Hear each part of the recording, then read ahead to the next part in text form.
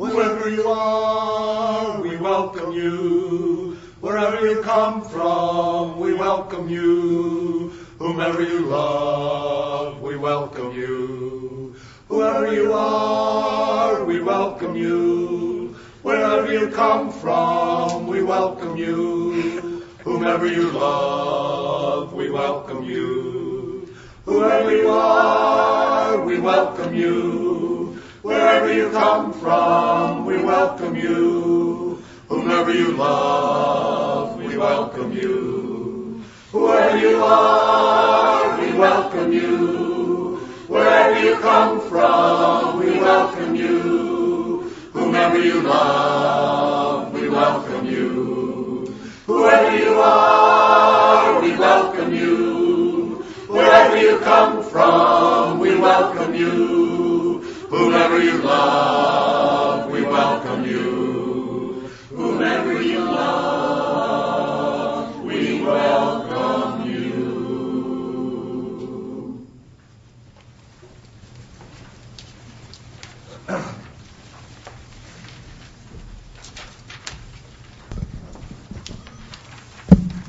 Is it going to stay up? I think. Good morning. I'm Nancy Tozer, and I am on your Board of Trustees. Welcome, everyone. I welcome you to a church of reverence, where we stand in awe of the enormous potential of human nature and the wonder of nature all around us. I welcome you to a church of love, where we genuinely care for one another and seek to make this world a better place for all living things. I welcome you to a church of discovery, where we seek our individual spiritual paths and the path to truth, and where we support others in their searches. And I welcome you to a church of connectedness, where we strive to nurture meaningful connections to each other, to the world around us, and to the universe beyond. You are welcome to a church that values reverence, love, discovery, and connectedness. Welcome to East Shore. And we do have a few announcements today, so let me get started. First of all, this Sunday we are finishing up the making scarves for the homeless stand down. In the back of the church, you'll see some folks back there getting materials ready so that after service and during coffee hour, you can make a few extra scarves. All the instructions are back there. It's very straightforward and easy to do. I think I've even managed to do it once or twice. And those scarves actually will be distributed at the homeless stand down in Cleveland at the end of this month. I also have an announcement for the men's group, and I hope that this is on the correct date, just because there's not a date on here. And Ron can tell me, do I have this correct? It's Monday? Thank you. All right, so we do have an announcement for tomorrow. Thanks very much. The church's men's group is meeting tomorrow evening, 7 p.m., to hear Ron Prosick discuss fracking. The title of his talk is Fracking and Renewable Energy, an Update. Seems a shame to drag Ron on in this weather to speak to only 4 or 5 guys, so we are opening the meeting to anyone else who would like to attend. Hope to see you tomorrow at 7 p.m. And that is at East Shore as well? Hope to see you there. And here's something very, very interesting about our neighbor church. The Old South United Church of Christ in Kirtland invites us to join them in a service of installation for their new minister, Reverend Ian Lynch, on Sunday, January 18th at 1 p.m. Reverend Dr. Eric Elms, a church pastor from Omaha, Nebraska, and founder of the online church called Darkwood Brew, will be delivering the message. Music will be provided by the combined voices of choirs from Kirtland congregations, including our very own choir. Rev Denis will process in with the other ministers, all wearing their red stoles, and a reception will follow the service. And I think it'll be very lovely to be a part of our greater geographical community and take a part in that installation. And one of the most entertaining announcements that we have is that on this Thursday night past, Rev Denis and a motley group willing to brave the wind chill ventured out for beer and conversation. The first of a nearly weekly informal conversation in public venues. If you've seen any of the advertisements for beverages and banter, that's what we're talking about. If you missed it, you'll have another chance to join in the fun on Saturday, January 17th at Arabica Coffee House, West Geauga Plaza in Chesterland. And I believe that was going to be at maybe 10 a.m.? 10 a.m. All right. So I hope to see you all there. Thanks for your attention.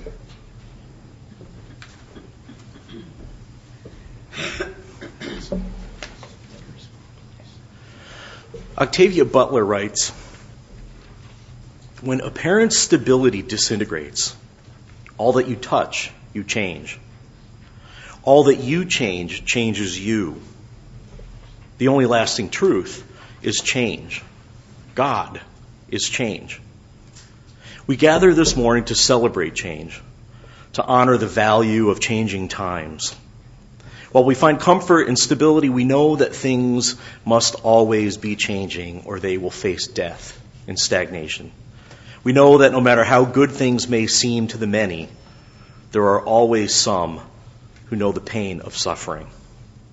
Together we seek to be a force for good in the world and to live into the only lasting truth, that everything is always changing. And John Bernardini, since I've already asked you to do a couple other things later in the service, would you do the honor of lighting our chalice now? Thank you.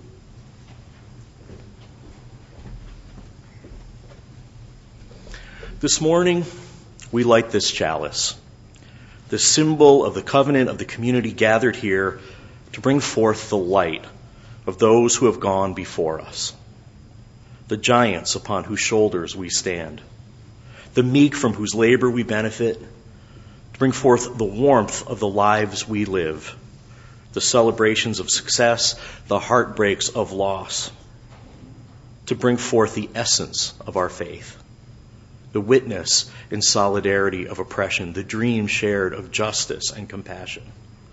This flame is the symbol of the love we celebrate this blessed day. You know, each January, many of us make resolutions for the new year, ways in which we hope to make positive changes in our own lives, changes that benefit ourselves and the people we love, and sometimes that even extends out to the wider world. And for me, the success of my resolutions isn't measured by how well or how long I stick to them, but the quality of the time that I spend reflecting on those resolutions. My goal, whatever the resolution, is to engage more deeply with life in that process of reflection. And one of the ways that we reflect together is by writing our joys and cares in this book, which usually resides on the pedestal right outside the door to the sanctuary. And then we share these requests for prayers with the gathered. This morning, we pray for Nancy Bihari's mother, Martha Heifel, who passed out of this life on December 22nd. During the last 3 years, she was cared for in Michigan by Nancy's sister, Linda. Martha was 84 and lived a good life, and she will be missed.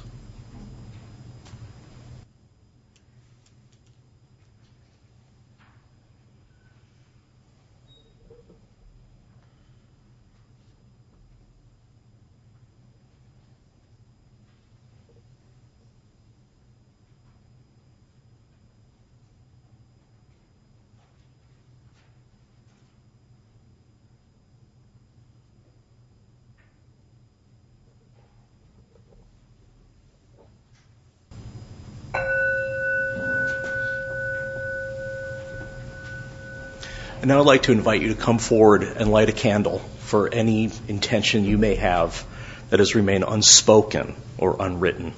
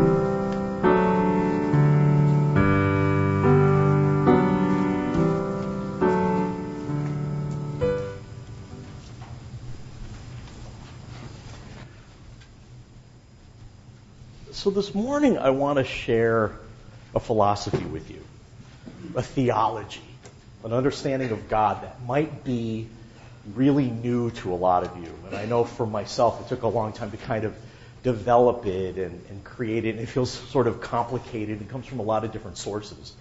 So I'm going to need your help in explaining this philosophy, okay? So I need, a good 10 or 12 volunteers. Okay, can I see some hands? Okay, I already voluntold Dan. Okay? So what I'm going to do, you can stay seated, right? So what'll happen is I will bring you a piece of paper, and John and Maria will bring you magic markers, okay? You're going to get 3 different magic markers.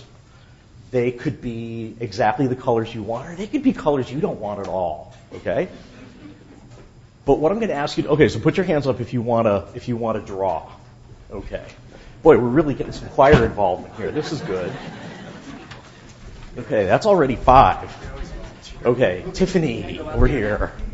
Okay, so you guys give them magic markers, randomly get the colors, right? So that you're going to be drawing God.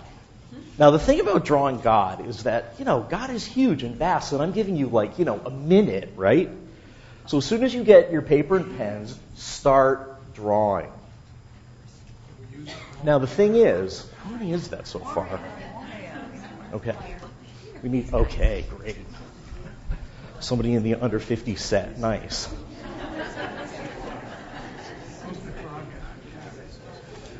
Okay. So if you don't have pens yet, put your hand up, okay? And Maria and John will get to you. So as you're drawing God, you might not be able to draw all of God. Maybe it'll be just a symbol of God, a place where you see God, a way that you express God within yourself. It might be, a chalice or a cross. Who knows, right? The thing is, you're getting 3 colors. Maybe your idea of God is flowers, and the colors you're getting are, black and gray. What you're dealt with, sort of the hand that you're dealt in life, has a lot of effect on how you see God. And how you see God has some effect on, sometimes the colors that you're dealt and how you work with those. So it's all perfectly random and unexpected. And there's a bit of God in that. So who wants to start? Who can show me what they've drawn? No? Should we sing while you're drawing? Oh, Kara's ready. Okay, Kara, show us what you got.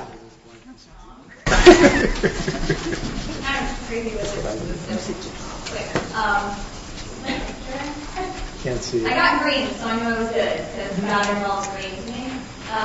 So I wanted to sort of, you see, this way, it looks sort of human-esque because of the way we think about it that way. But it's also the infinity symbol, and it's green because God represents growth to me, and there's spirals going both directions for both of those elements. And then I have brown. So I thought to me that was like the stability and the support that comes from God, and those are on the side in little layers. And then I have this floral pinkish color, so I just use that for things coming out from God or the influence of God. And on this part, there's more of the direct ones, and down here, there's more of the squeezy ones. So you're going to love this, but from a distance, to me, that looked like an abstraction of the Virgin of Guadalupe. Who else wants to share? David, you're an artist. It should be good. I had an eye. So this is sort of an all-seeing God. All-seeing God. Wow, now that's a theology. Barbara, is this an iris too? No, it's not. Okay. Okay. This is the darkest color I had. So this was darkness. And then as it gets closer to the center, it gets lighter, and then the white light of God.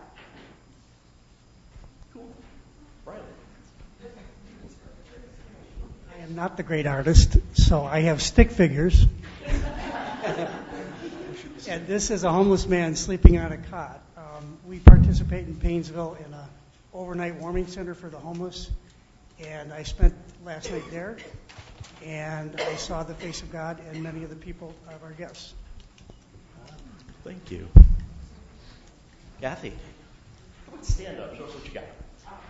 I have an atom because we all came from the same place. We're all made of the same thing. We're all connected. Mario, you want to take the mic and go around?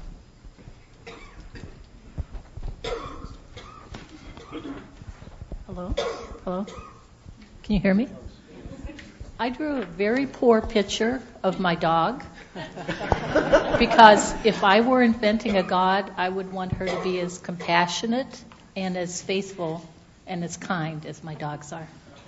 Unconditional love, right? Thank you. Well, you know, there's this whole theology built around being exactly the kind of person that your dog thinks you are.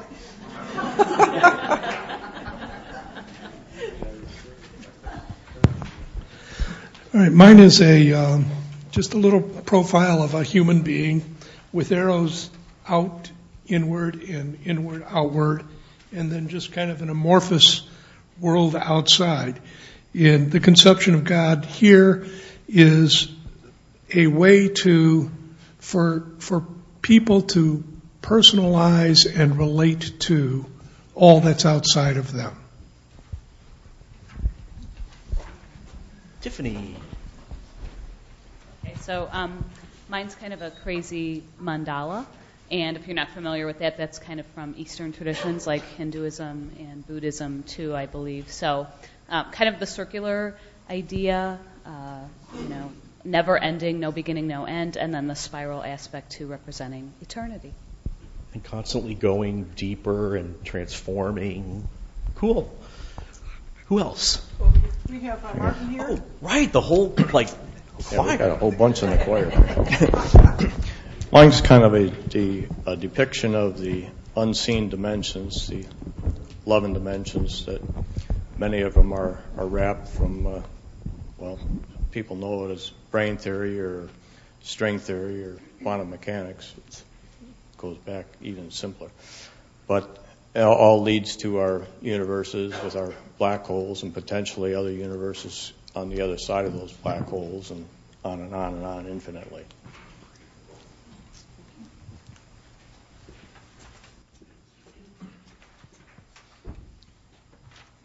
Ross? I'm not much of an artist, but I wrote a great big question mark. Thank you. So Ross, what does the KKK burn on the front lawns of Unitarian Universalists? Question mark. When I saw these colors, I knew what I had to draw. And actually, if I had gotten other colors, I probably would have drawn a tree anyhow, because I'm really into trees. In fact, my email name is Marie Tree.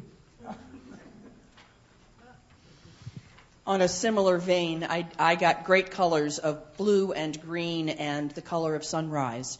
So I did a nature scene that includes water, and it includes trees, and it includes my goldens. And it's a sunrise thinking about the potential of every day and every person. Thank you, Maggie. So did we get everybody? Oh, we got one back there.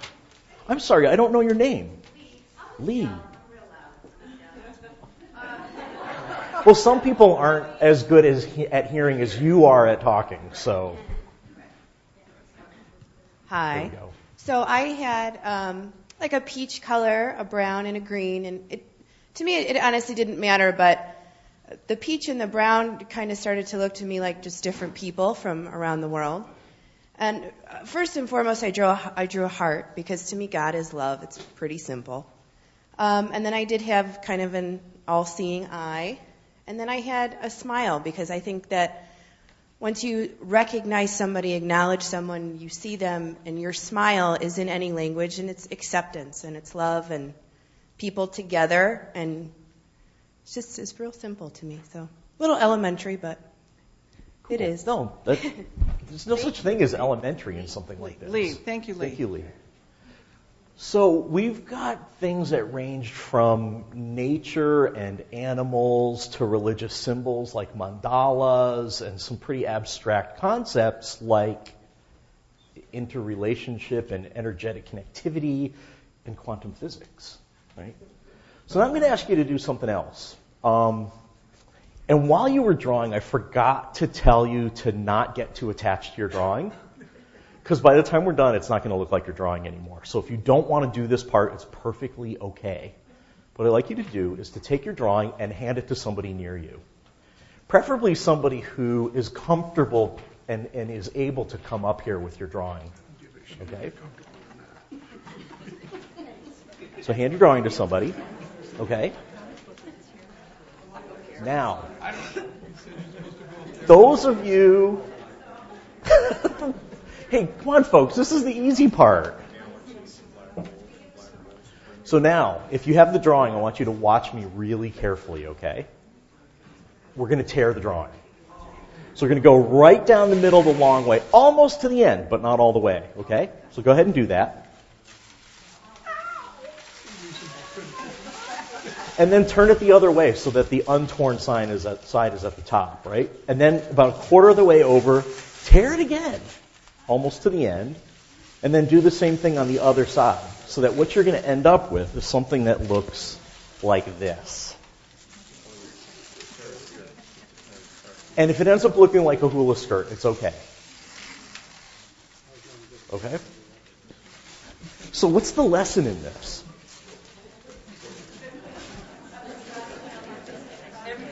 What's that? Destruction of artistic property.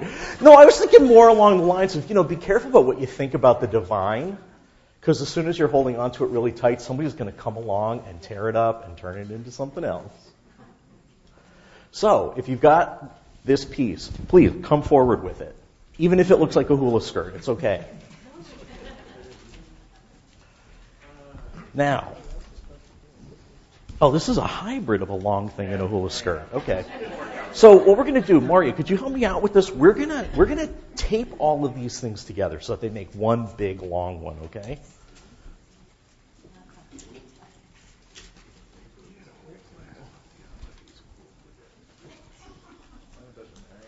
That's okay. You can hang on the end. Oh, here we go.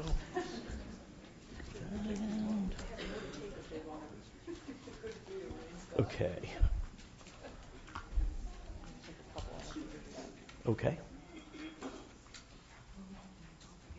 So now we've taken this and we have created something entirely different out of what were some pretty neat and orderly drawings that represented something. And we've created something entirely different.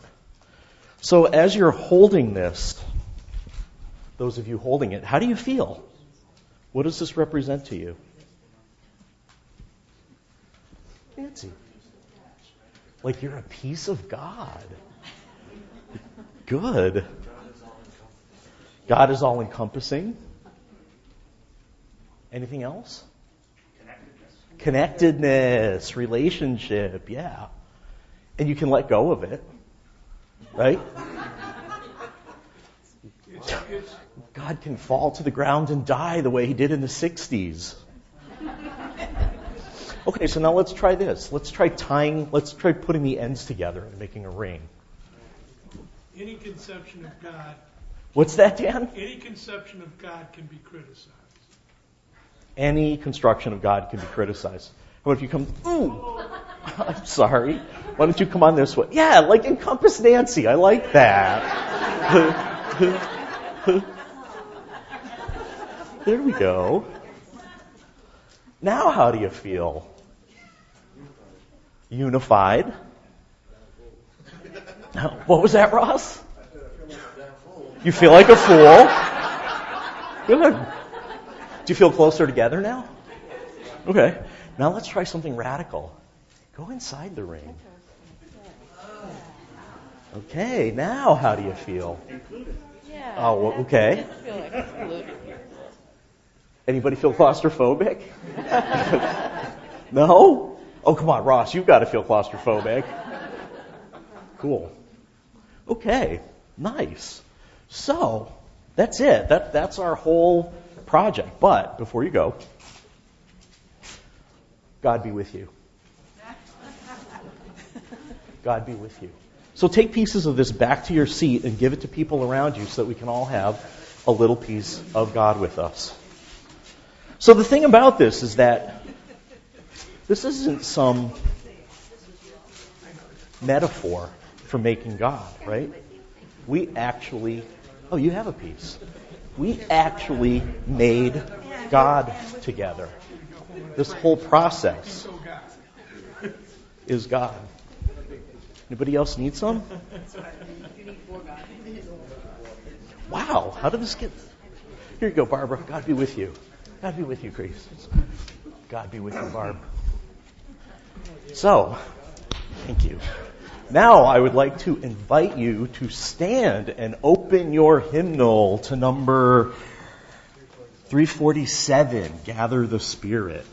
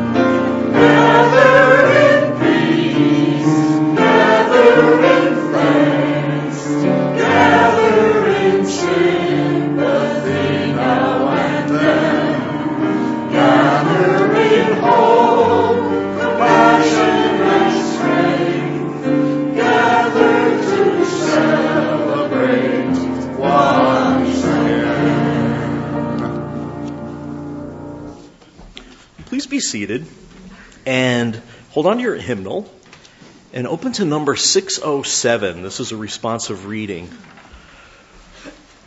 And it's called Beloved Presence. And I'll read the parts that are in regular print, and I invite you to respond with the parts that are in italics. Cloak yourselves in 1,000 ways.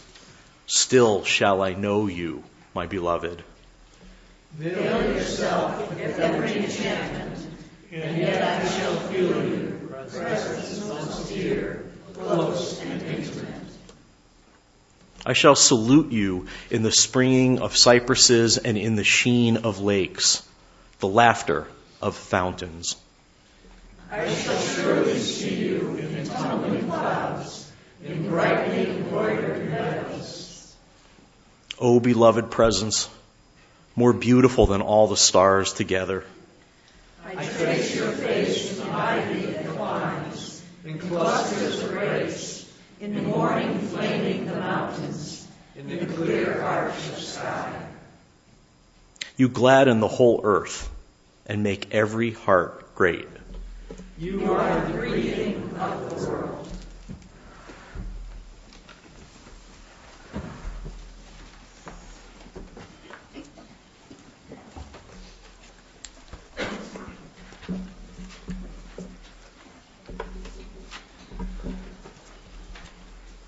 I'm Moria. When I started my chaplain internship in 2013 at Menorah Park Center for Senior Living in Beechwood, I didn't know what would be expected of me. My supervisor said I was to provide presence and deep listening, especially for those difficult emotions that the nurses and other staff maybe didn't have time to hear. And then for those who requested it, I was to offer spontaneous prayer that incorporates the patient's own words and feelings. Well, I felt that with some practice I'd be okay with presence and listening and even the difficult emotions. But the idea of spontaneous prayer made me nervous. As a Buddhist, how do I pray with people of other beliefs? Can I pray to God and Allah and Jesus and the Virgin Mary in a way that feels comfortable and comes across as authentic? After a while, my supervisor asked me how things were going. Surprisingly, I was able to tell him that I found something comforting and familiar about praying aloud with the patients and families. My parents were not big on praying together as a family, but they were sincere in their Protestant beliefs, and I had more positive associations with praying to God than I expected. But the most surprising thing I felt praying with patients was the welling up of my own powerful emotions once I got started, feeling very much moved by the experience. I decided that happens when I was making a real connection with the person, with her struggles and joys. Someone out there is nodding. So I think you know where I speak here. I believe that connection makes the moment sacred. Even in a nursing home activities room with the television blaring, someone with dementia shouting, and a staff member loudly announcing the arrival of cookies and punch, still, even there in the middle of chaos, sitting with that resident, listening and affirming his words and feelings, created a sacred space for us. And I found that along with that human connection, it was just the act of praying that embodied devotion and reverence. I think that too made the interaction feel special, set apart, and sacred, even if there were differing beliefs in the room. I realized that for me, the intended recipient of the prayer, whether God or our highest potential for compassion as human beings, or spirit, or spirits, the object of the prayer didn't seem to matter so much as the shared devotion and faith in those moments of heart-to-heart connection. I know when I feel down, I'm very happy when my friend Roseanne, who's a Christian chaplain, just listens and then prays for me. I learned that many people are just looking for that presence and openness when they're hurting.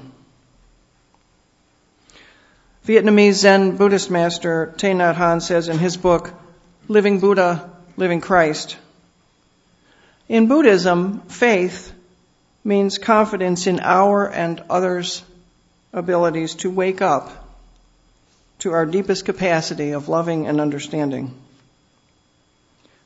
In Christianity, faith means trust in God, the one who represents love, understanding, dignity, and truth. When we are still looking deeply, says Thich Nhat Hanh, and touching the source of our true wisdom, we touch the living Buddha and the living Christ in ourselves and in each person we meet. Thich Nhat Hanh invites us to be still, to really look non-judgmentally within ourselves, and to sit with one another at times of suffering with the view of compassion. That should be easy. So I keep a Buddhist shrine at home, but I confess that sometimes my favorite place to sit is a chair by the window. The window looks out on my bird feeder and little garden covered with snow next to my table for the ancestors where I sit. And when I sit there, I don't feel any pressure to become peaceful or enlightened. I just sit there and watch the birds and look at the candle on the table or stare into space.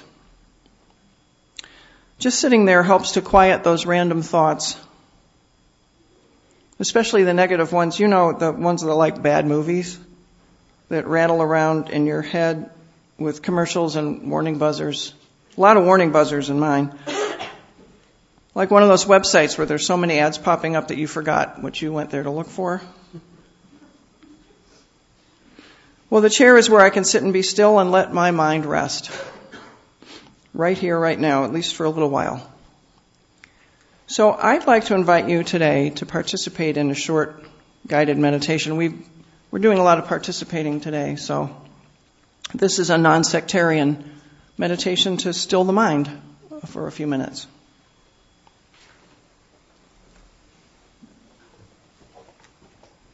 I invite you to be still, each of us a still center individually and still within the embrace of our community.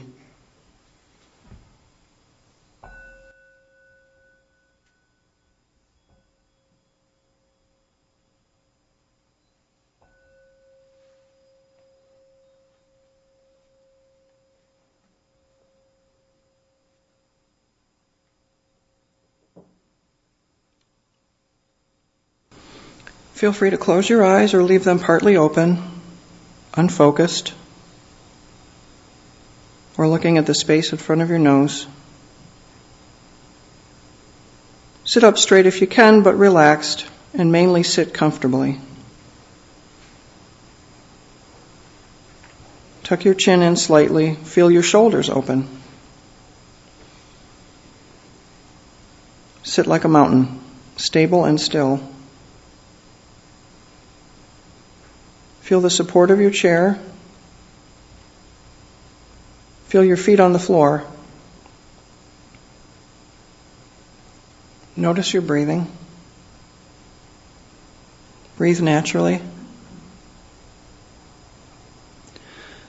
Notice as your breath arises, abides, and dissolves.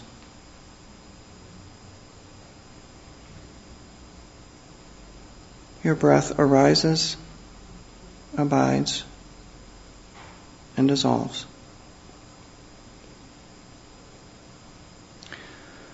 And notice as your thoughts arise, abide, and dissolve. Let your thoughts go.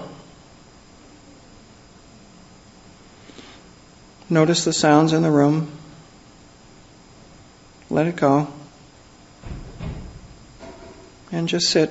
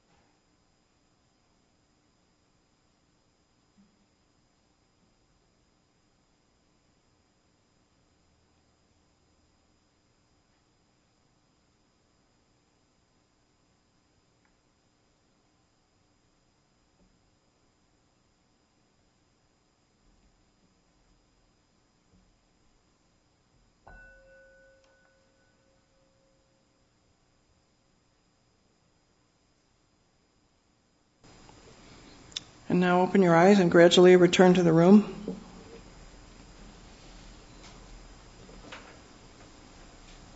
If there needs to be a name for our sacred nature, our capacity to love and nurture ourselves and others, animals, and the entire web of life, I like the name Divine Presence.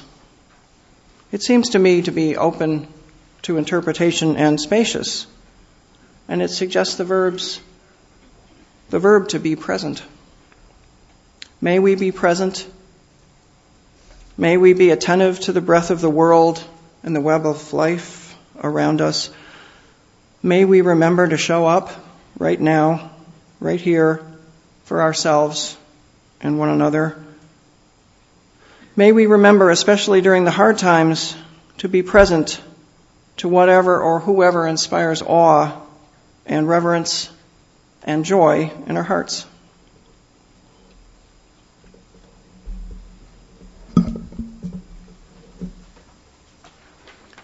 We have a hymn next. We have the anthem next. I would like to say a few words to introduce the anthem because you're going to hear it twice, as an anthem and again as a postlude. This is a song from South Africa. It's a Zulu and English freedom hymn. And we will be singing it, the congregation will be led by the choir, and we will sing it in English, in Zulu once, and then English, and then Zulu, and then English. Maria, that's Yeah. for the closing. That's for the closing, so the choir's going to sing it now. So the choir's going to sing it now. Thanks. I'll stop talking. Aren't you going to play, Maria? Okay. And one more. Do you want to tell them? It's 10:30, so they can follow it if they want. It's hymn 1030, and you can follow it. And this is a whole community thing. Like, if I fall down, everyone else will help. You're still getting out of your meditation. Living through. I know, I did. I didn't snap out of it.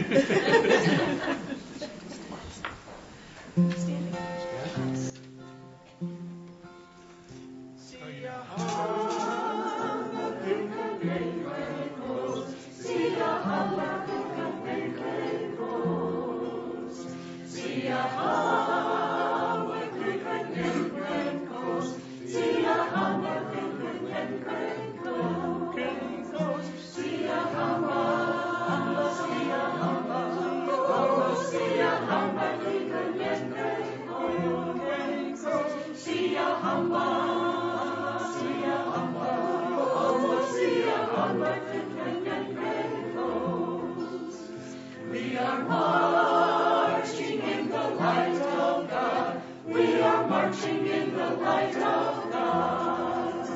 We are marching in the light of God. We are marching in the light of God. We are marching, marching, we are marching, marching, we are marching in the light of God. We are marching, marching, we are marching, marching, we are marching in the light of God. See a hammer, twinkle, twinkle, see a hammer, twinkle, twinkle, see a hammer, twinkle, twinkle, see a hammer, twinkle, twinkle, see a hammer,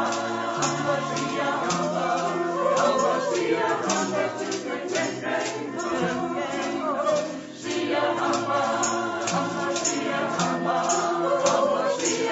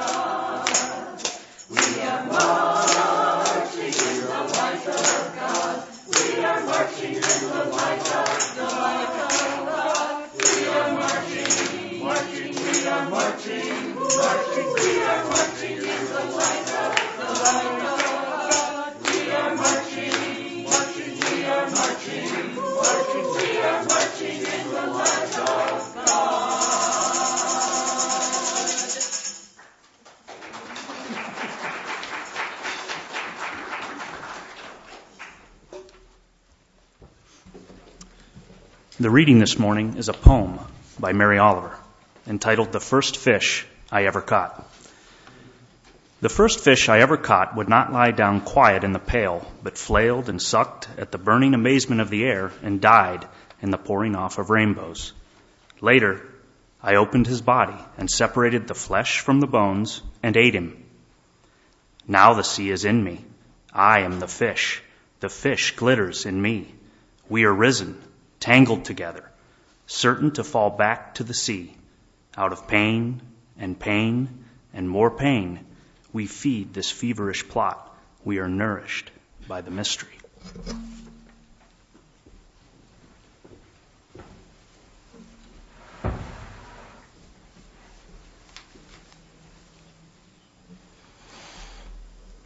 Over the last few years, over the last dozen or so years, I've had the honor of serving a lot of different congregations in a lot of different capacities. I've been a member, a lay leader, a student, an intern, an affiliated community minister, been a developmental minister a couple times, even a minister of religious education. But my favorite role is probably the role of being the minister's spouse.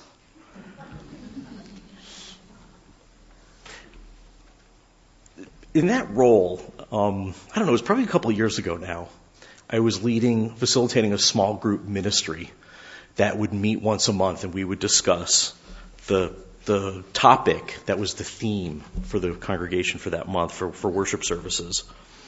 This was a really interesting group. I was by far the youngest person in this group of crusty humanists. They were free thinkers, the elders who had founded the fellowship, some of them going as far back as 60 years to the very beginning of the church. And they founded it with the idea that it shouldn't look anything like church at all. I mean, they were atheists, right? And they hated religious language. They hated all the falderall was a word that we heard a lot of the church. And they really hated religious language, words like grace and salvation and sin and forgiveness. So one month, our topic was nothing less than God. And I have to tell you, at the beginning of our time together, expected to encounter folded arms and silence and resistance and maybe even some hostility. Instead, it turned out to be the best conversation we ever had in that little group. It was lively and challenging and respectful, and even though there was a lot of disagreement, it was the most engaged I'd ever seen the group. So I want to talk to you today a little bit about God in that same spirit of openness and knowing that we don't all agree, and that some people are profoundly troubled by the use of the G word in this place.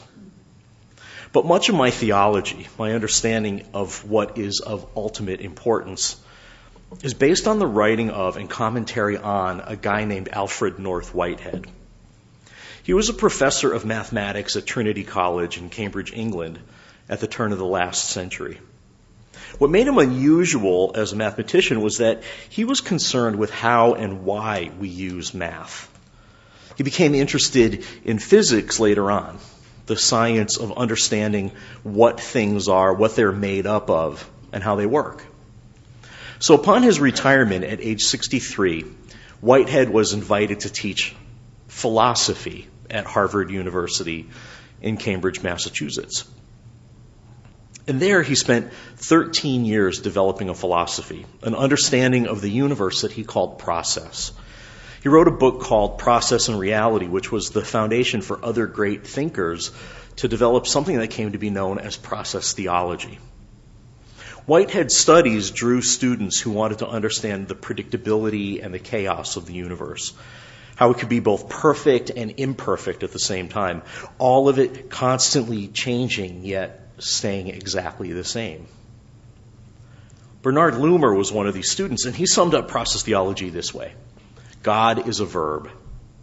Now, the idea that God is a verb is not radically different from the philosophy that is often called New Thought, wherein we think of things not as collections of parts, but as systems. So that a tree is not a tree because it has roots and a trunk and branches and leaves. A tree is a tree because it germinates from a seed or from a rhizome of a parent tree and is fed nutrients through the earth, which is full of the decomposing plants and animals, and it absorbs light through its chlorophyll and converts carbon dioxide into oxygen. It's a tree because it provides shade. It's a tree because it provides homes for birds and rodents. I took a seminary class on process theology, knowing a tiny bit about Loomer and even less about New Thought. The class was so complicated and so full of new words and new definitions of old words that our first reading, which was only 23 pages, came with a glossary written by Donald Sherburne.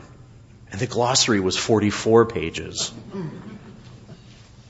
I've learned that trying to describe or explain process theology or Whitehead's philosophy, it just can't happen in a 1-hour service. So that's why I came up with the exercise that we did this morning, creating together the God that I understand through the lens of process theology. Now, this morning's reading, the poem that John read by Mary Oliver, explains a little about how God works. The fish smells like the ocean, and the ocean smells like the fish. The fish looks like the ocean looks like the fish, all silvery and scaly. And after she eats it, the fish is in the narrator, glittering, risen, tangled. The narrator and the fish have become one. So God is in the doing, not only the eating, but in the catching and the gutting. You know, it's not easy, this image of God. It's messy and it's gory and there's no sugarcoating. And that's exactly how God works. God is not just sweetness and light and love. God is every moment of every life, including death. Because really, when it comes right down to it, in order for any sentient being to live, something else must die. Now, even if you don't eat fish or flesh, any other kind of flesh, you have to subsist on something. You subsist on vegetation. And a plant grows alive until that moment when it's picked or falls to the ground of its own weight. In that instant, death begins, and the constant downward spiral of decomposition until that vegetation makes its way into our bodies and nourishes us to become us. In process theology, moments are important. In fact, one could say that the only real thing in the universe is a moment. And a moment is smaller than a second. In the second it takes to say 1,000, there are 4 syllables, 10 sounds, and 14 letters. And countless moments, each imperceptibly tiny. They're so tiny that they die as they are born, so that life and death are one and the same. A single moment can be uneventful, say sitting in a chair alone in an empty room. Or a moment can be life-changing, say a spark that ignites an explosion in that same room. Imagine one moment of your life, any moment in which you are seeing someone you love, creating a picture of God, or eating a persimmon. And at the same time, more than 7 billion other people on the planet are each also having a moment. And that's only the people. Add to that all the other living things like algae, insects, house pets, wildlife, and every species of bird. Out into space, into the edges of an ever-expanding universe. More moments are happening at once than any one of us is even capable of imagining. And no living thing exists in perfect solitude, so we're all related to everything else, directly or indirectly. Now put all those experiences, the actions of every single living thing together, and that is the experience of God. That means that something so tiny, something so short-lived that its birth and death are the same thing, is also so expansive that it encompasses the entire universe. And that's God. God is not the being that makes the universe, but the simultaneous experience of everything. Now, most people think of God as a noun, a person. Often, especially here in the Western Hemisphere, God is thought of as being a man, a kind of godfather, a kind of grandfather with a long white beard. Somebody who, if you play your cards right, you'll be able to see and hear and even touch someday. In fact, I was kind of surprised that nobody drew a picture of that old man today.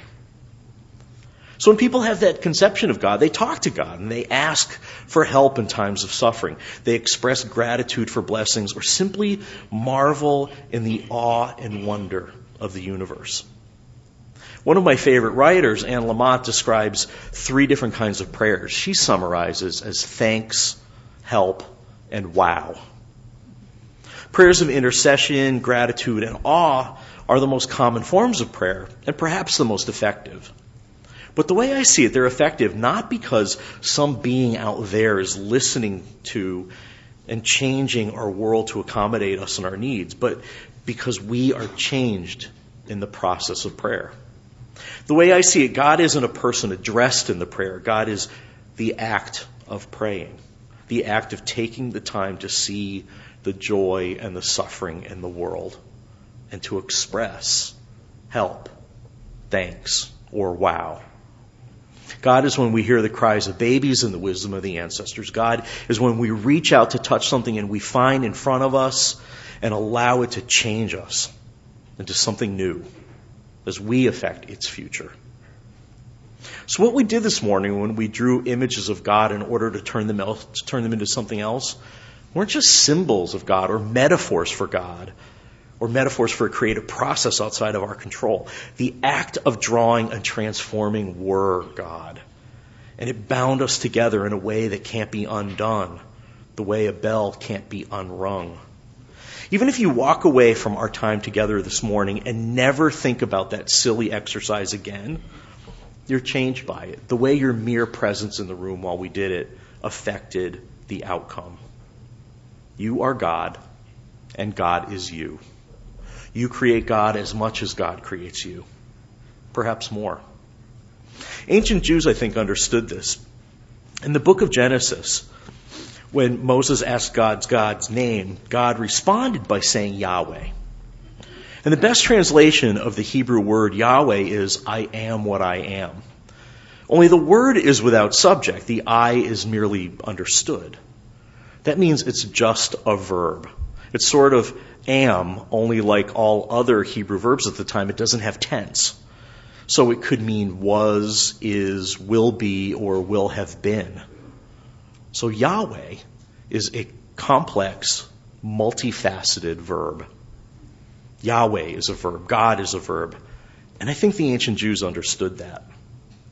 So what I'm saying when you hear me invoke the name of God, the word God, is not that I want some super being to come and intervene on my behalf or on our behalf because we're somehow incapable of doing things ourselves. What I'm saying is that I want energy to be present.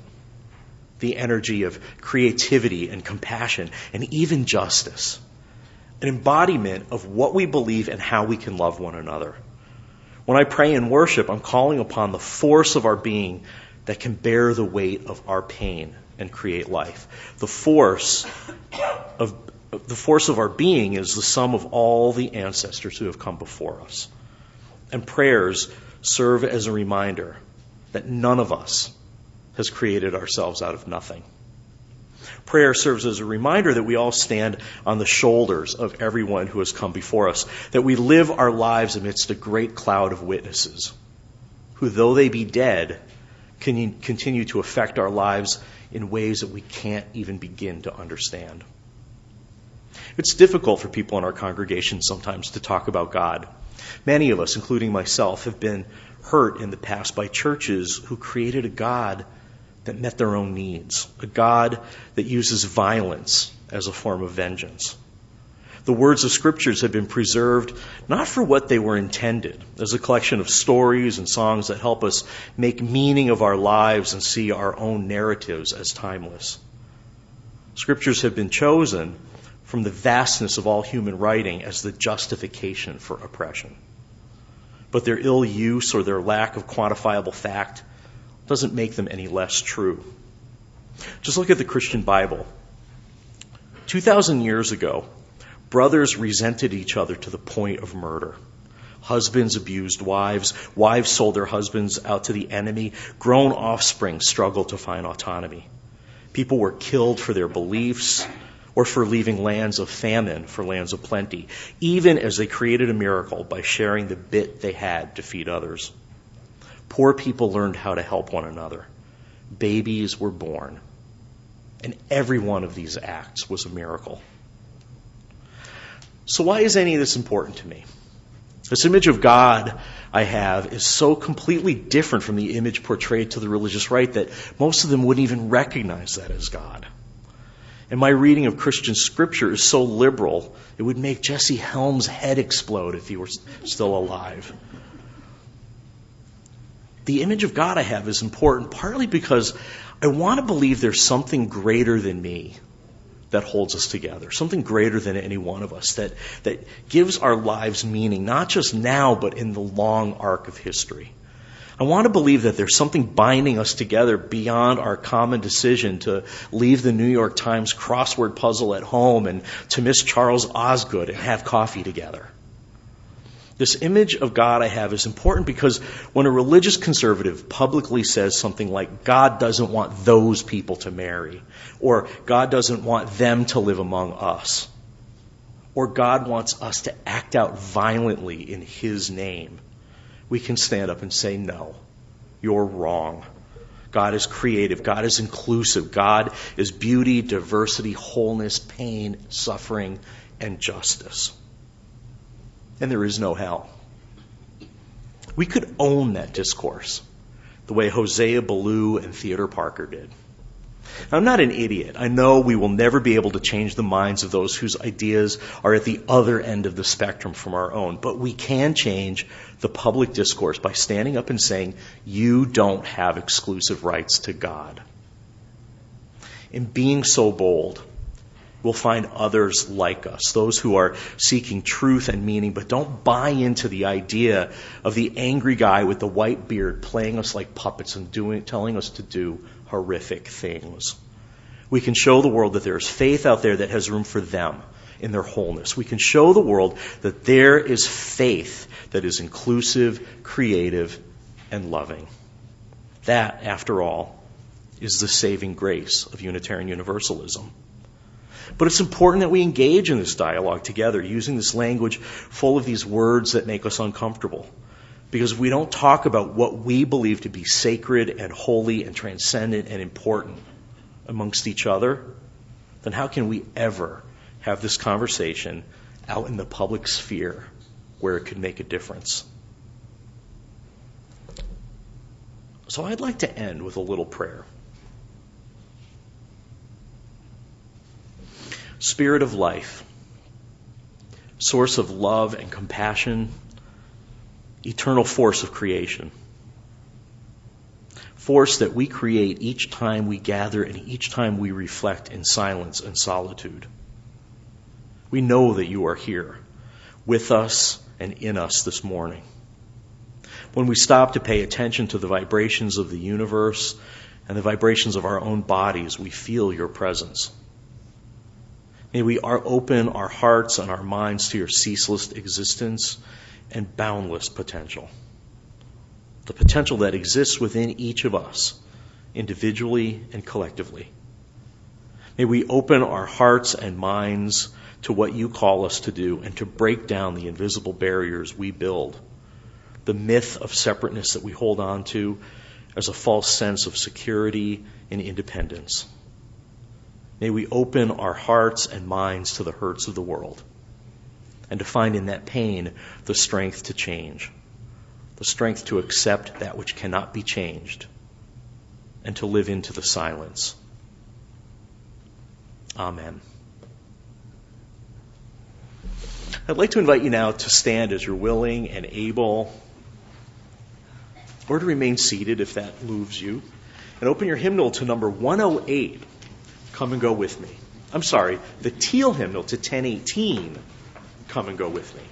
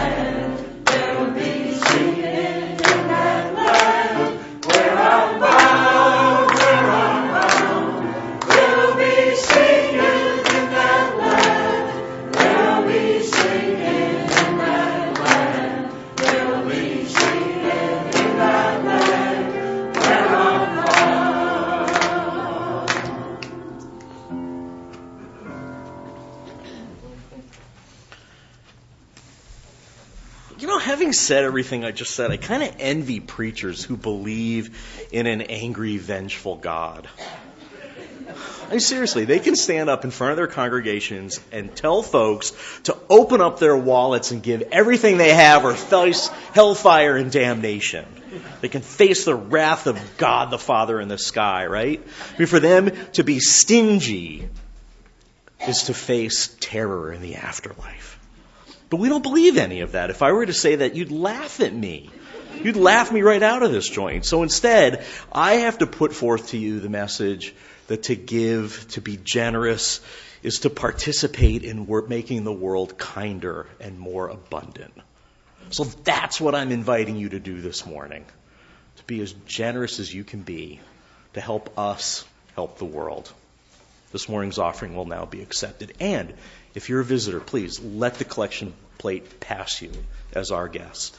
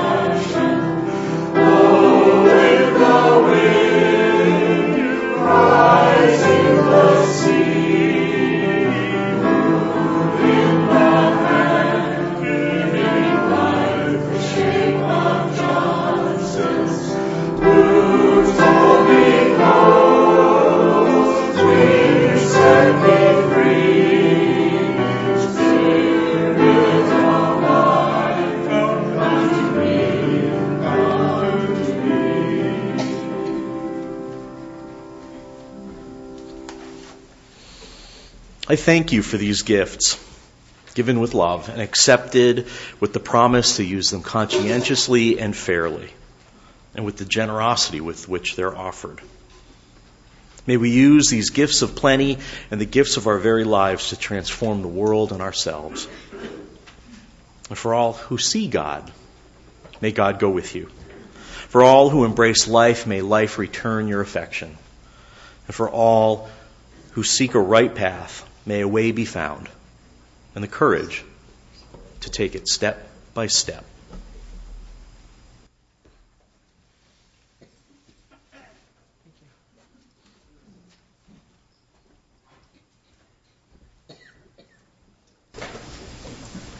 So now I'll introduce the song again.